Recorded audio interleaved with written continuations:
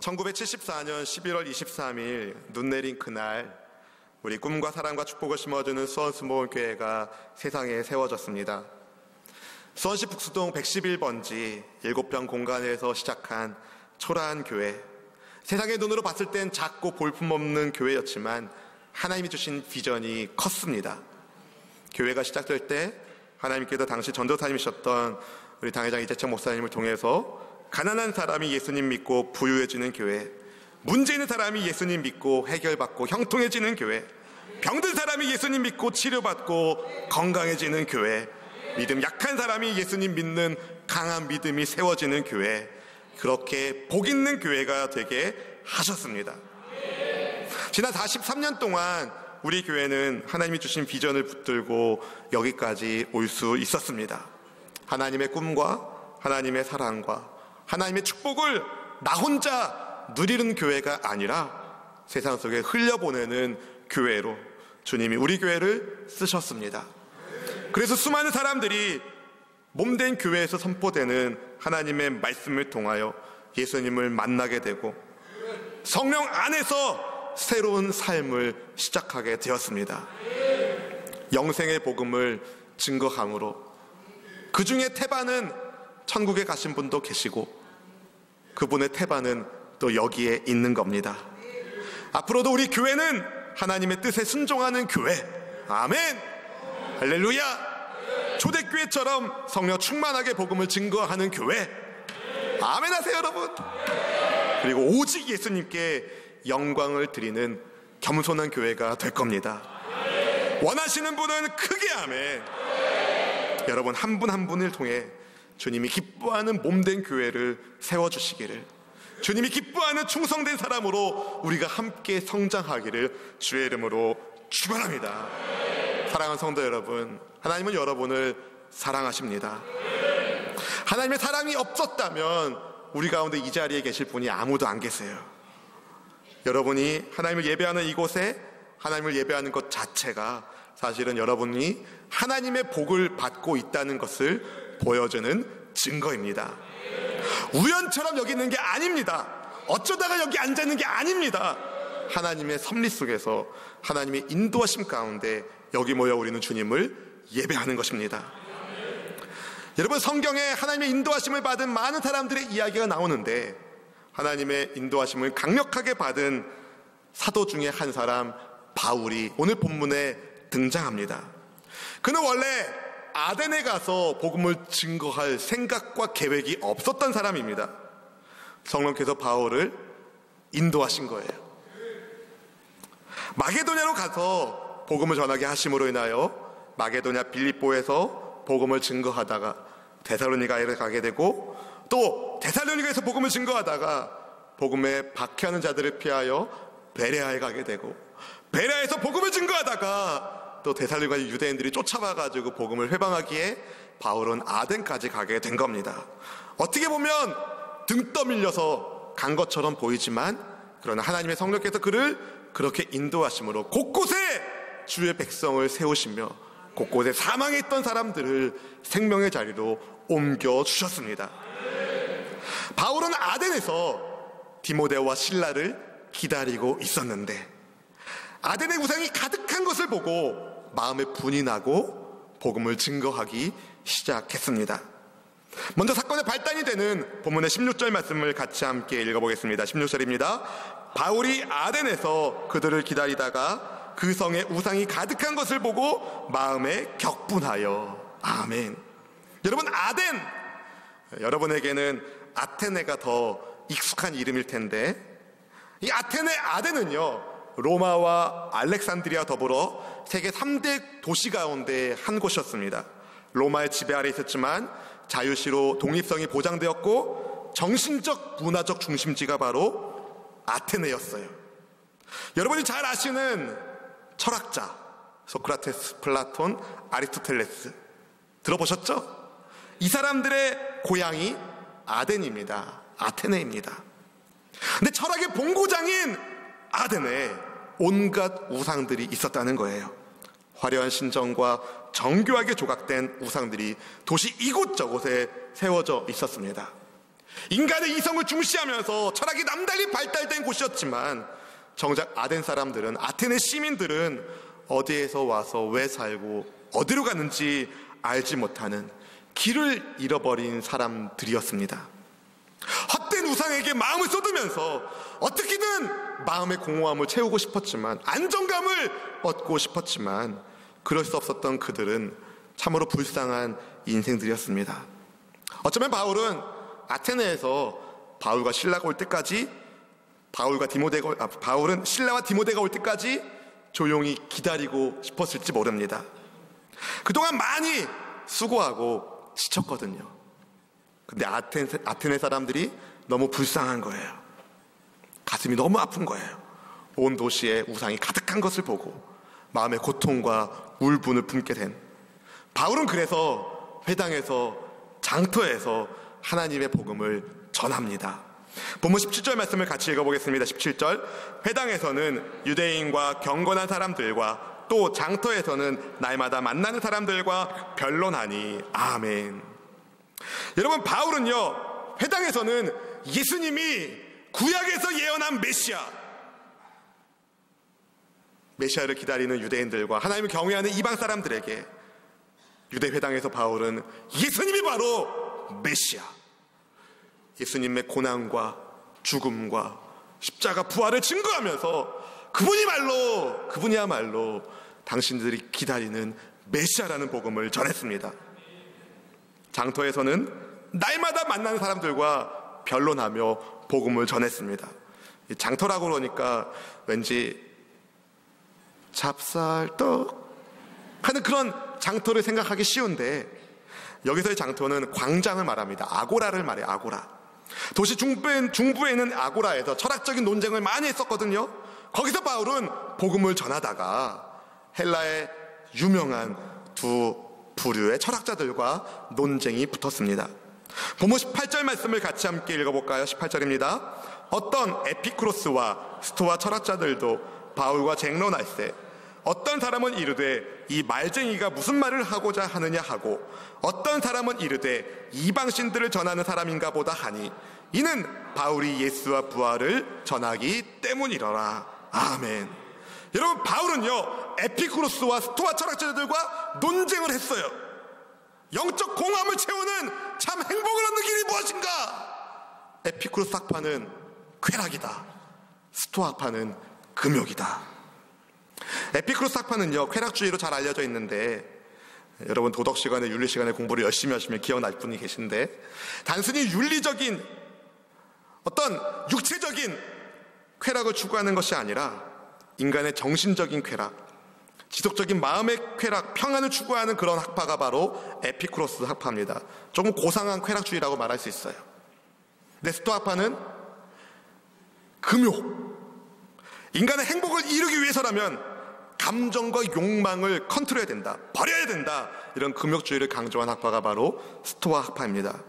간단하게 말하면 에피쿠로스는 쾌락, 스토아는 금욕.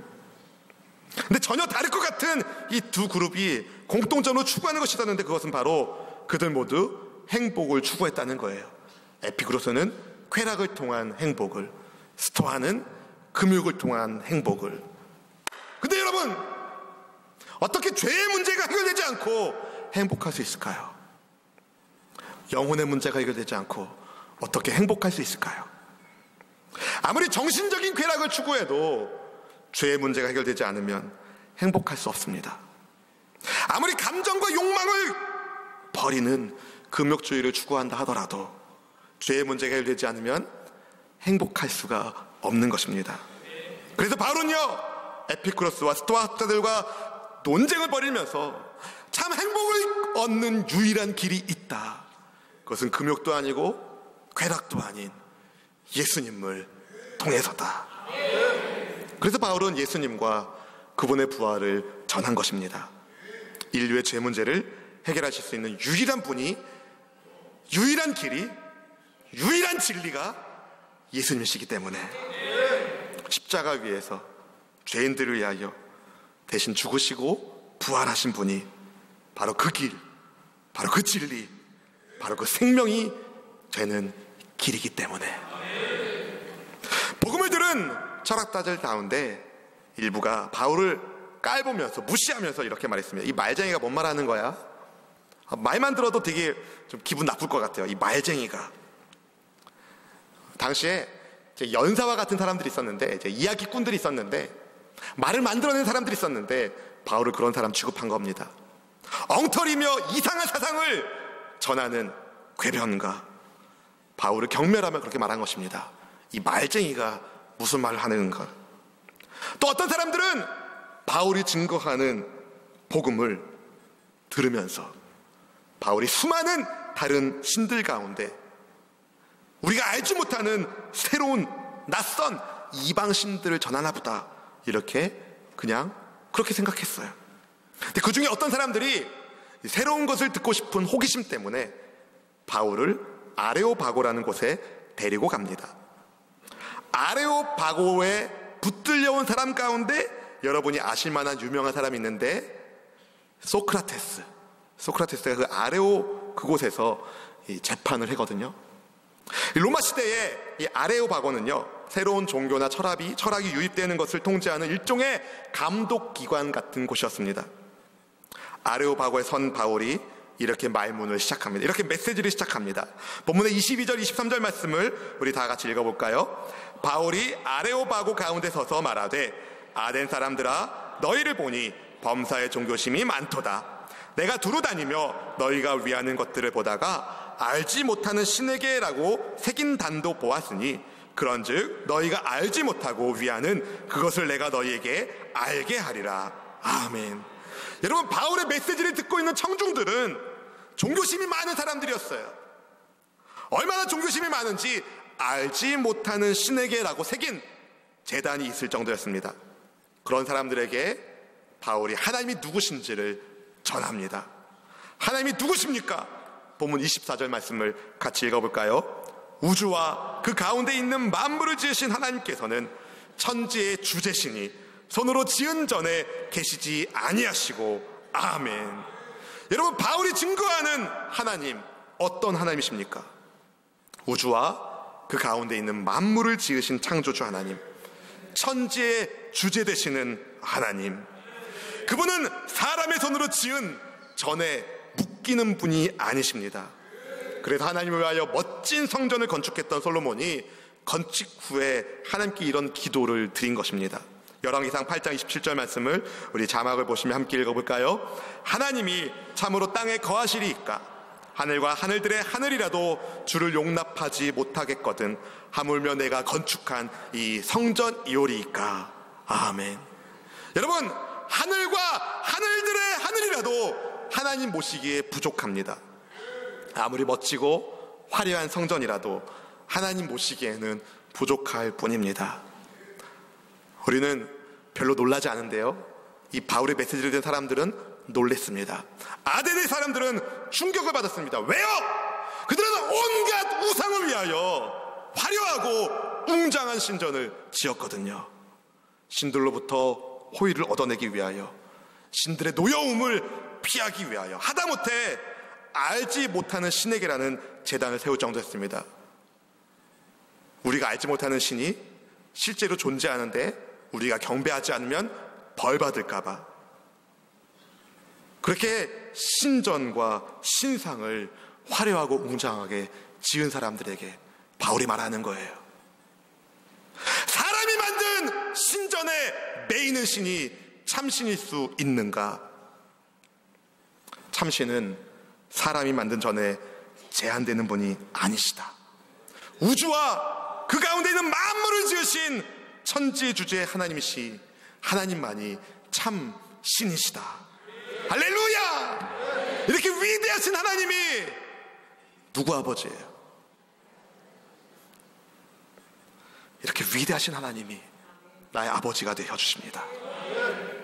우리의 선한 목자가 되어 주십니다. 위대하신 하나님께 감사하기를 축복합니다. 근데 사랑하는 성도 여러분, 얼마나 많은 그리스도인이라 말하는 사람들이 천재주의이신 하나님을 성전에 묻고 있는지 아십니까? 예배당 안에서는 하나님이 계신 것처럼 살지만 예배당 문 밖에 나가면 하나님과 내가 아무 상관없는 사람처럼 살고 있지는 않습니까? 하나님은 우주와 온 만물을 창조하신 위대하신 하나님이십니다. 우리 수원수목의 성도님들만큼은 예배당 안에서만이 아니라 가정에서도 하나님을, 아멘, 직장에서도 하나님을, 사업장에서도 하나님을, 일터에서 언제 어디서나 천지의 주제이신 창조주 하나님을 섬기며 사는 주의 백성이 되기를 주님의 이름으로 축원합니다. 축원합니다. 계속해서 바울이 증거한 하나님 어떤 분이십니까? 본문 25절 말씀 같이 읽어볼까요? 25절입니다. 또 무엇이 부족한 것처럼 사람의 손으로 섬김을 받으시는 것이 아니니 이는 만민에게 생명과 호흡과 만물을 친히 주시는 이심이라. 아멘. 하나님의 사랑받는 성도 여러분, 하나님은 부족함이 없는 분이십니다. 하나님은 무엇이 부족하셔서 사람의 손으로 섬김을 받으셔야만 하는 분이 아니십니다. 오히려 만민에게 생명과 호흡과 만물을 친히 주시는 분이 하나님이십니다. 믿으시는 분은 크게 아멘. 네, 여러분, 아테네 시민들은요, 아덴의 시민들은요, 신에게 무엇인가를 바치면서 신을 달래려고 했어요. 혹시라도 존재하지만 말씀드린 것처럼 이름이 알려지지 않아서 그 신을 잘 달래지 못해가지고 화를 당할까봐 알지 못하는 신에게라는 제단을 세우기도 했습니다. 근데 바울이 증거하는 거예요. 천지의 주제이신 하나님은 부족함이 없는 분이시다. 하나님은 오히려 우리에게 주시는 분이시다. 생명을, 호흡을, 그리고 만물을 주시는 분이시다. 근데 여러분, 우리는 또 이런 말씀을 드리면 또 이렇게 궁금해요. 근데 왜 목사님 헌금합니까? 왜 11조를 주님께 드립니까? 왜 그럴까요? 하나님이 부족해서요? 벌 받을까 봐요? 아니요. 내게 베푸신 은혜에 감사해서, 내게 베푸신 은혜에 감사해서 우리는 소득의 11조를 구별해 주님께 드리는 겁니다. 세상은 돈을 최고로 여기지만 우리는 신앙을 고백을 하는 거예요. 하나님이 최고입니다. 하나님이 최고입니다.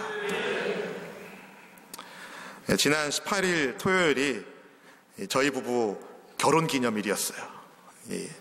기억하지 않으셔도 됩니다. 결혼기념일이 되기 며칠 전부터 딸아이가 그날 외식하러 가자고. 제가 그랬어요. 네가 돈 낼 거야? 아니래요. 아빠가 내야 된대요.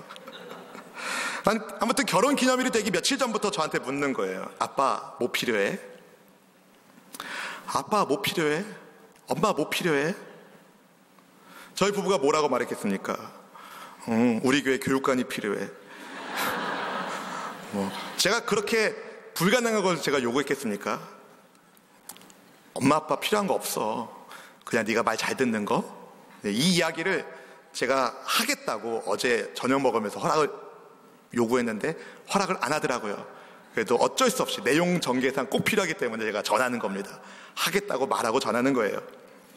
아빠 뭐 필요해? 아빠 별로 필요한 거 없어. 그래도 결혼기념일 전날에 아이가 금요 예배 마치고 난 다음에 집에 들어가는데 자기 옆에 누우라는 거예요. 자기 옆에 누웠어요. 아빠 뭐 필요해? 당장 이제 내일이 결혼기념일인데 굳이 뭔가를 주고 싶어 하는 거예요. 아빠는 별로 필요한 게 없어. 그냥 네가 말 잘 듣고 건강하게 크는 게 제일 중요해. 그렇게 얘기했는데 결혼기념일 날 조그만 선물을 준비했더라고요. 제 축하 카드 한 장, 엄마 아빠용 한 장. 따로따로 주지도 않았어요. 한 장에 한꺼번에 써서 줬어요. 그리고 엄마 아빠 같이 쓰라고 볼펜으로 쓰다가 틀리면 그거 지울 수 있는 수정 테이프. 그것도 편의점에 가서 사왔다는 거예요. 제가 그걸 받으면서 너무 고맙더라고요. 제가 부족해서, 제가 필요한 게 너무 많아서 아이가 준 게 아닙니다. 그냥 아이가 그냥 우리 부부를 생각하며 주는 그게 너무 기쁘고 사랑스럽더라고요. 사랑하는 성도 여러분, 우리가 하나님께 드리는 것도, 하나님을 섬기는 것도 바로 이런 차원의 것이 되어야 합니다. 감사해서, 사랑해서, 감사해서, 사랑해서 자발적으로 하나님을 그렇게 섬기며 예배하는 것입니다. 특별히 오늘 창립 43주년 기념주일 및 추수감사 예배를 통해서 저는 여러분과 하나님께 대한 3가지 감사의 제목을 나누고자 합니다. 말씀 제목에 다 적혀 있어요. 생명, 호흡, 만물을 주신 하나님께 감사. 첫 번째는 생명을 주신 하나님께 감사합시다. 생명을 주신 하나님께 감사합시다. 지난 한 해 동안에 수많은 사람들의 장례식장을 다녀왔어요. 장례식장에 갈 때마다 그런 생각이 듭니다. 주님, 하나님이 걷어가시면 우리는 한순간도 호흡할 수 없는 생명이 없는 사람이군요. 하나님이 생명을 주시지 않으면 한순간도 우리는 살 수가 없습니다. 근데 여러분, 육신의 생명도 중요하지만 영혼의 생명이 훨씬 더 중요합니다. 육신의 생명은 잠깐이지만 영혼의 생명은 영원과 관련되어 있기 때문에. 근데 여러분, 이 영혼의 생명을 누가 주십니까? 하나님이 주신다는 거예요. 하나님께서 어떻게 우리에게 그런 생명을 주셨을까요? 아들 예수님을 주심으로. 요한복음 20장 31절 말씀을 같이 읽어보겠습니다. 오직 이것을 기록함은 너희로 예수께서 하나님의 아들 그리스도이심을 믿게 하려 함이요 또 너희로 믿고 그 이름을 힘입어 생명을 얻게 하려 함이니라. 아멘. 여러분, 하나님께서는 예수님을 여러분에게 보내주셔서 우리의 죄값을 다 지불하게 하심으로 예수님이 있는 우리에게 생명을 주셨습니다. 여러분에게 생명이 있습니까? 여러분의 생명이 있습니까? 여러분, 여기서 아멘 하셔야 돼요. 여러분에게 생명이 있으십니까? 요한일서 5장 12절 13절 말씀 같이 읽어봅니다. 아들이 있는 자에게는 생명이 있고 하나님의 아들이 없는 자에게는 생명이 없느니라. 내가 하나님의 아들의 이름을 믿는 너희에게 이것을 쓰는 것은 너희로 하여금 너희에게 영생이 있음을 알게 하려 함이라. 아멘. 여러분, 예수님을 믿으십니까? 예수님을 믿으십니까? 여러분에게 영생을 주신 하나님께 감사하길 주님의 이름으로 축원합니다. 두 번째는 호흡을 주신 하나님께 감사해야 됩니다. 호흡을 주신 하나님께 감사. 이사야 42장 5절 말씀은 이렇게 말합니다. 같이 읽어볼까요? 하늘을 펴시고 땅과 그 소산을 내시며 땅 위의 백성에게 호흡을 주시며 땅에 행하는 자에게 영을 주시는 하나님 야훼께서 이같이 말씀하시되. 아멘. 땅 위의 백성에게 호흡을 주시는 하나님. 여러분, 한번 숨을 한번 크게 들여 마셔볼까요?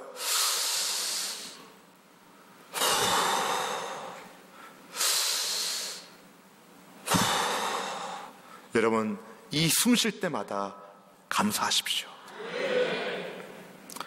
하나님이 호흡을 주셨기 때문에 우리는 이렇게 숨을 쉬며 살 수 있는 것입니다.